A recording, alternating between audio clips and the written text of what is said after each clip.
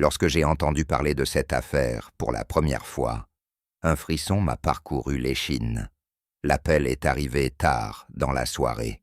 Une voix de femme, tremblante d'excitation, signalant que quelque chose de terrible s'était produit dans le parc national des Virunga. Je ne savais pas alors que cette enquête me forcerait à repenser tout ce que je pensais, des limites entre la vie humaine et la vie animale.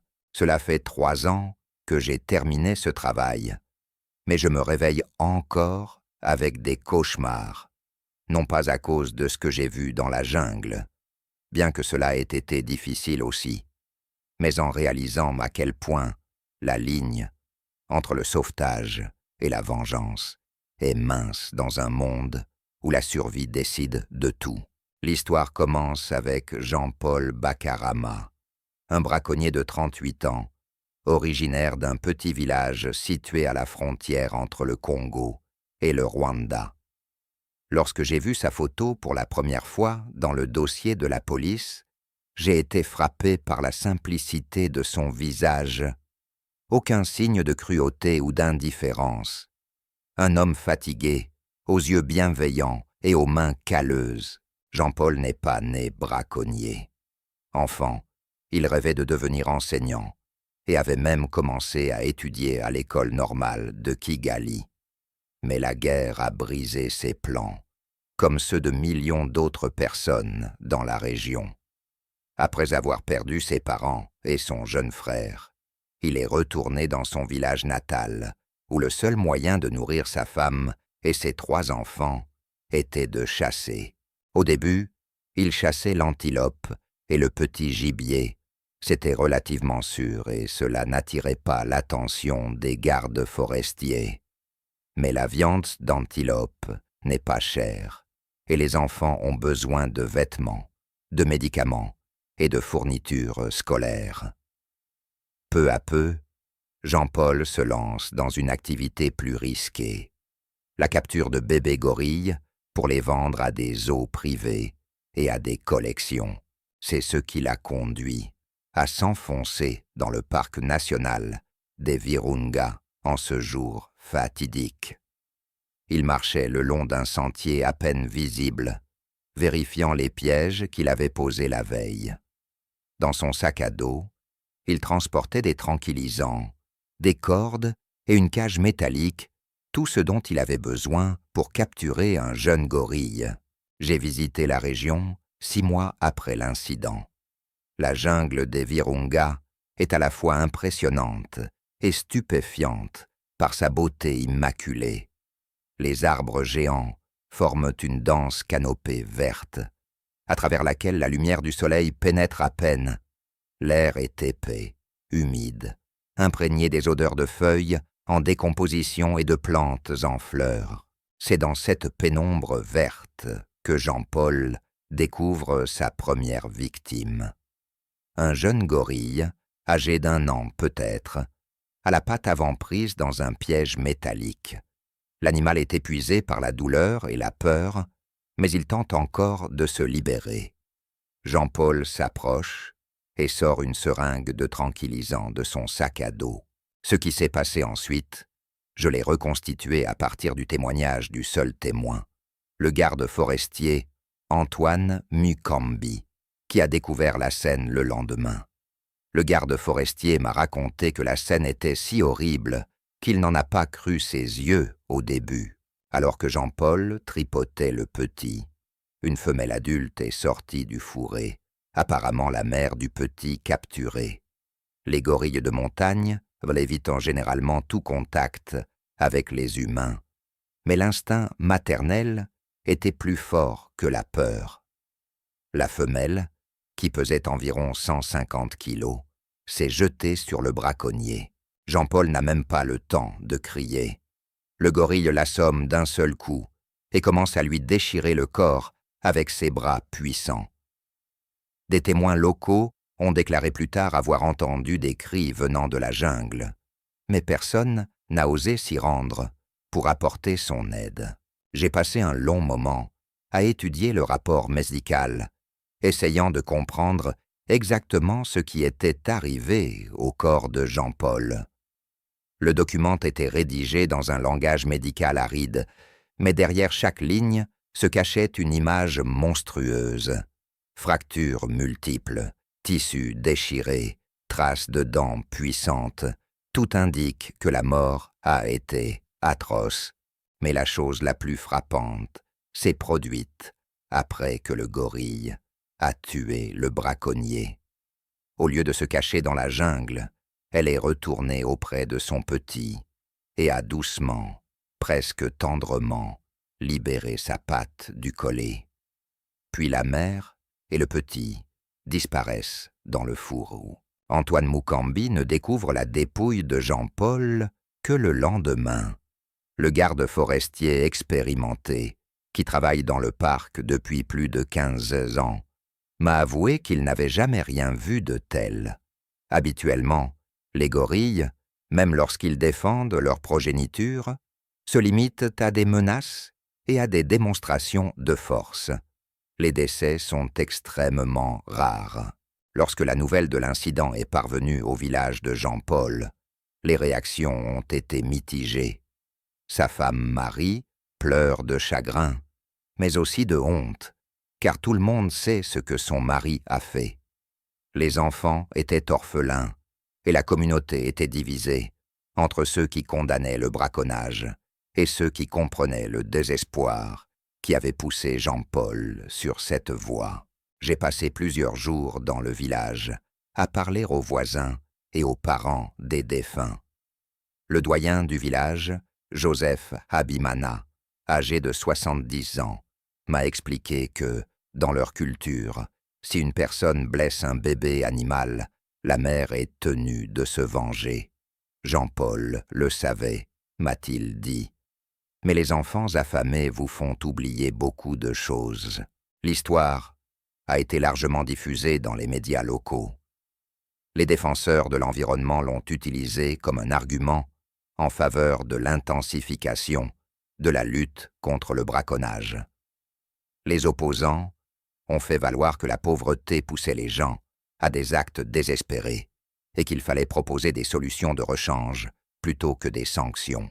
Les organisations internationales de protection des animaux ne sont pas en reste. J'ai reçu des commentaires de plusieurs experts qui ont souligné que le comportement du gorille était un cas exceptionnel et non typique de ces primates normalement pacifiques. Le docteur Sarah Jenkins, du Gorilla Conservation Trust, m'a expliqué que l'instinct maternel peut transformer l'animal le plus calme en un protecteur féroce.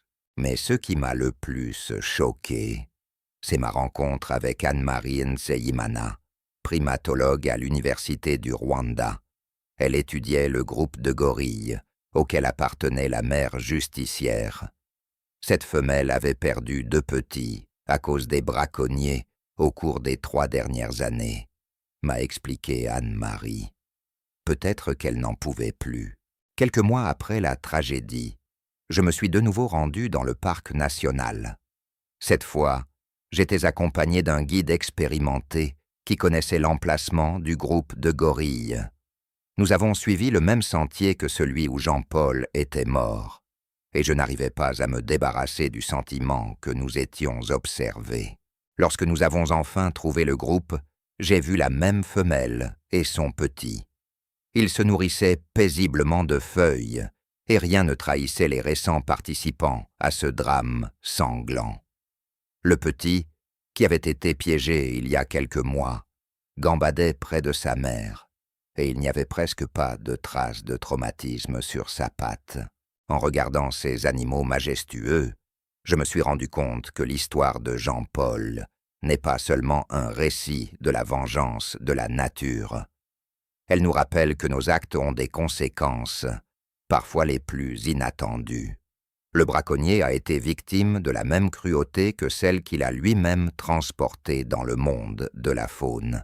La famille de Jean-Paul n'a jamais été indemnisée.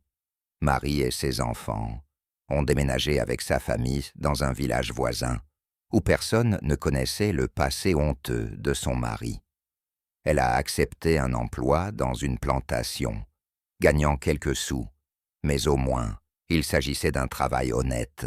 Les autorités du parc ont renforcé les mesures de sécurité et augmenté les patrouilles, mais le braconnage n'a pas disparu. Trop de gens dans la région vivent dans la pauvreté et la demande mondiale d'animaux exotiques ne fait que croître. Jean-Paul n'était pas le premier et, malheureusement, pas le dernier à choisir cette voie dangereuse. C'est le cœur lourd que j'ai terminé mon enquête. D'une part, justice a été rendue. Le braconnier a eu ce qu'il méritait.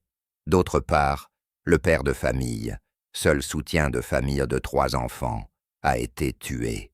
Et qui peut maintenant dire ce qui est bien et ce qui est mal? La leçon la plus importante de cette histoire est peut-être que la nature ne connaît pas notre conception de la justice. Elle vit selon ses propres lois, où la survie est plus importante que la moralité, et où la défense de la progéniture justifie toute cruauté. Nous pouvons condamner le braconnier, nous pouvons plaindre sa famille, mais nous ne pouvons pas changer le fait que la jungle est gouvernée par des règles qui n'ont pas été écrites par les humains. Chaque fois que je vois aux nouvelles une nouvelle histoire de conflit entre l'homme et la faune, je pense à Jean-Paul Bakarama.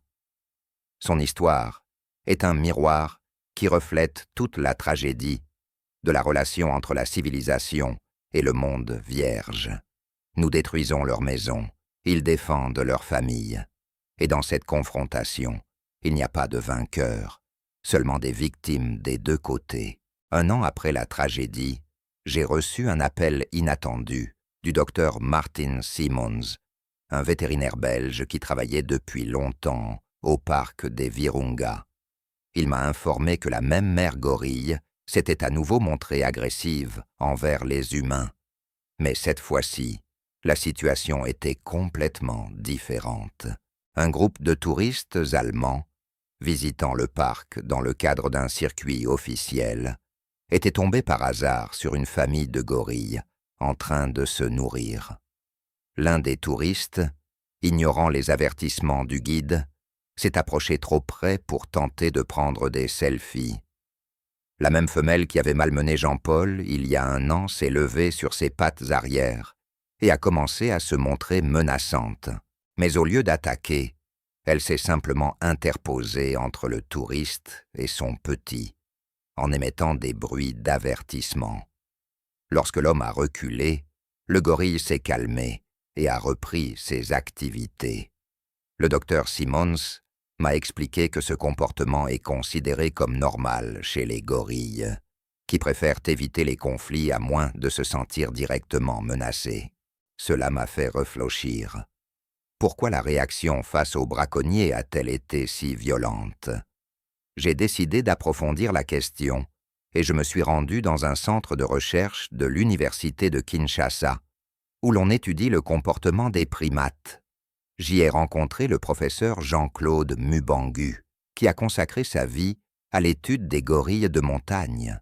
Le professeur m'a expliqué que les gorilles ont une capacité étonnante à discerner les intentions des humains.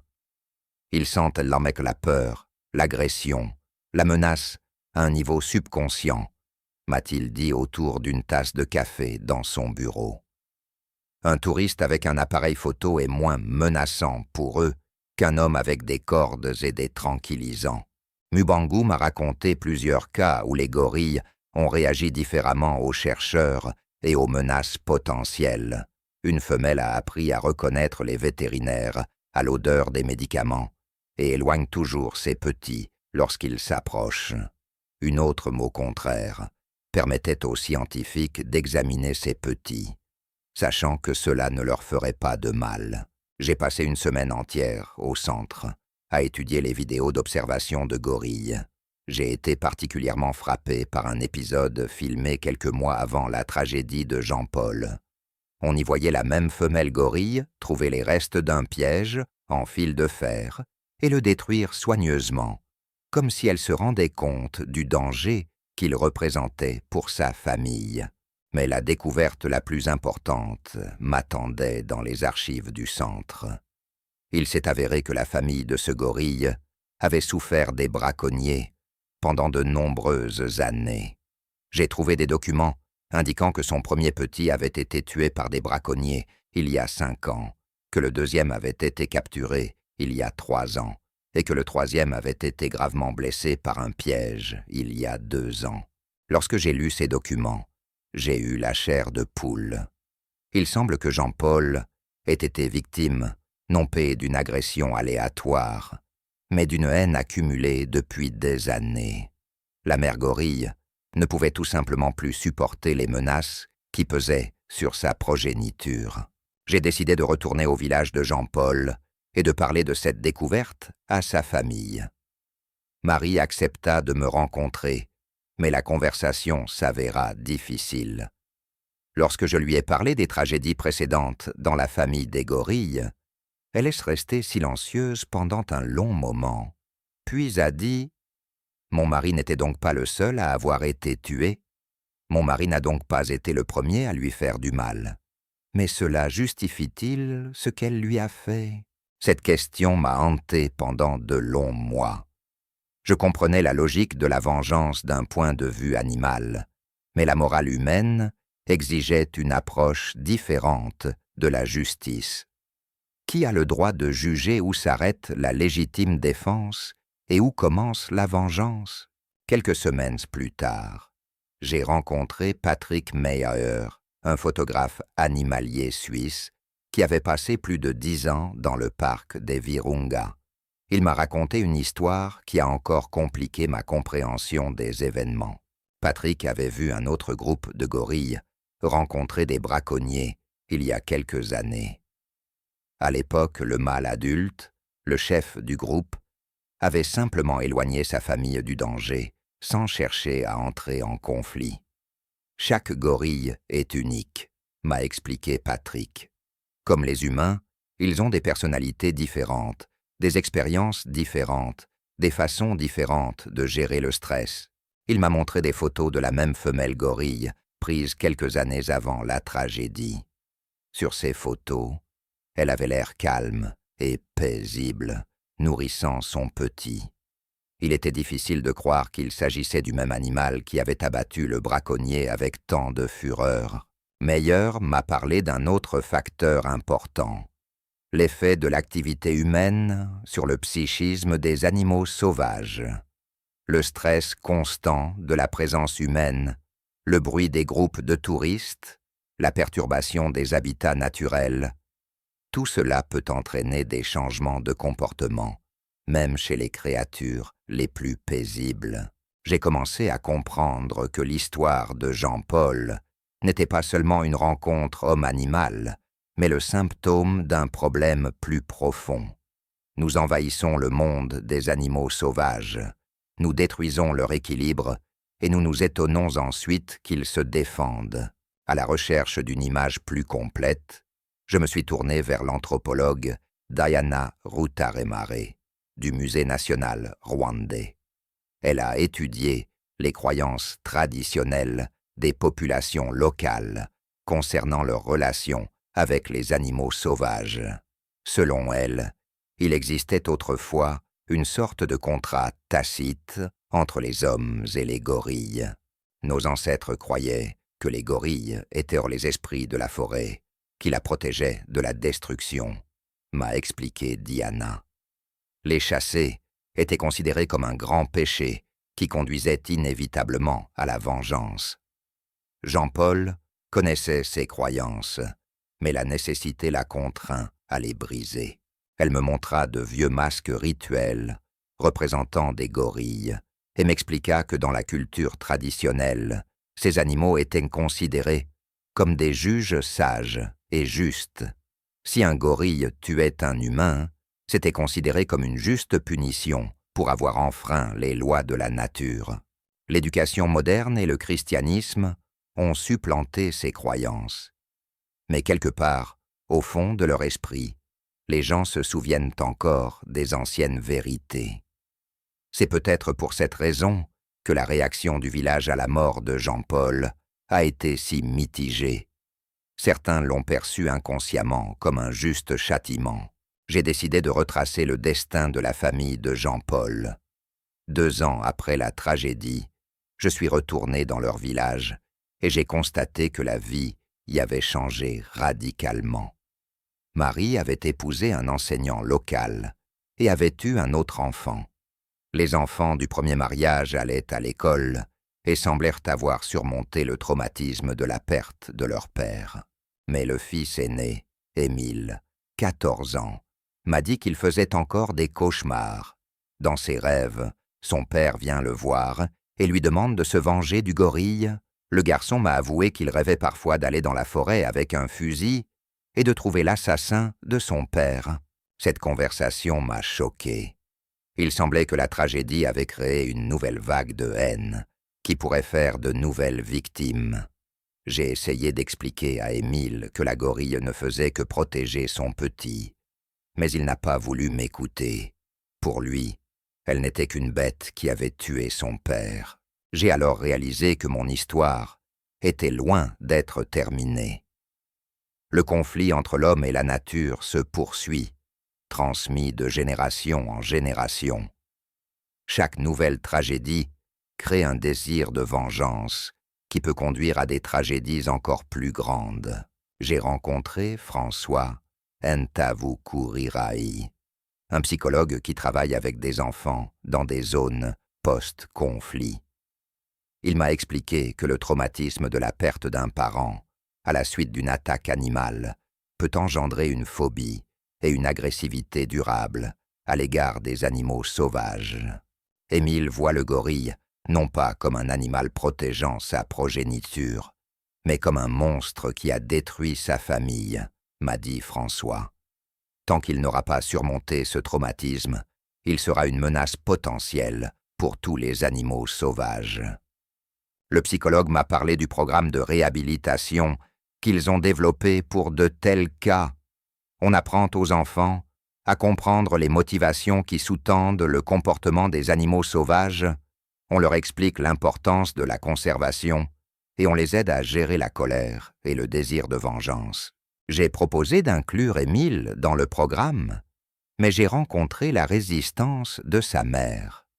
Marie pensait que son fils avait le droit de haïr le meurtrier de son père et ne voulait pas qu'il soit rééduqué. Cela m'a montré à quel point les préjugés sont profondément enracinés et combien il est difficile de briser la chaîne de la vengeance. La même année, un autre incident s'est produit dans le parc. Un groupe de jeunes hommes du village de Jean-Paul est entré dans le parc avec l'intention de se venger des gorilles. Ils étaient armés de gourdins et de pierres, mais ont heureusement été appréhendés par les gardes forestiers avant qu'ils ne puissent blesser les animaux. Émile faisait partie des détenus. Lorsque j'ai appris cela, mon cœur s'est serré de douleur. La boucle était bouclée. Le fils du braconnier avait suivi les traces de son père, poussé par la soif de vengeance. Si les gardes forestiers n'étaient pas intervenus, une nouvelle tragédie aurait pu se produire. J'ai rencontré Émile au centre pour jeunes délinquants. Le garçon avait beaucoup changé au fil des ans. Son regard était dur et sa voix agressive. Il m'a dit qu'il ne regrettait pas ce qu'il avait fait et qu'il essaierait de se venger à nouveau à la première occasion. Vous ne comprenez pas ce que c'est que de savoir que l'assassin de votre père vit tranquillement dans les bois, m'a-t-il dit. Chaque nuit, je pense à la façon dont elle l'a déchiré. Je ne me reposerai pas tant que je n'aurai pas ma vengeance. Ces mots m'ont fait repenser à toute l'histoire. Il semblait que la mort de Jean-Paul n'était pas la fin du conflit, mais son début. La vengeance engendrait une nouvelle vengeance, et maintenant le gorille pouvait devenir une victime de l'agression humaine. Je me suis adressé à la direction du parc pour lui demander de renforcer la sécurité du groupe de gorilles où vivait la mère vengeresse. Le directeur du parc, Michel Langlois, m'a expliqué qu'ils avaient déjà reçu des menaces de la part de la population locale et qu'ils avaient été contraints de prendre des mesures de sécurité supplémentaires. Cette histoire est devenue le symbole du conflit entre l'homme et la nature dans notre région. a déclaré M. Langlois. Les gens choisissent leur camp, comme dans une guerre. Certains soutiennent les gorilles, d'autres la famille du braconnier. Et nous nous trouvons au milieu, essayant de protéger les deux. Il m'a montré les lettres que le parc a reçues, à la suite de l'importante couverture médiatique de l'affaire. Certains correspondants demandaient que le gorille agressif soit endormi, tandis que d'autres exigeaient un financement accru pour sa protection. La communauté internationale était également divisée dans ses opinions. Je me suis rendu compte que mon histoire n'était pas seulement du journalisme d'investigation, mais un catalyseur pour le débat public sur les frontières entre l'homme et la nature. Chaque lecteur y voyait une confirmation de ses convictions, ce qui ne faisait qu'aggraver le conflit.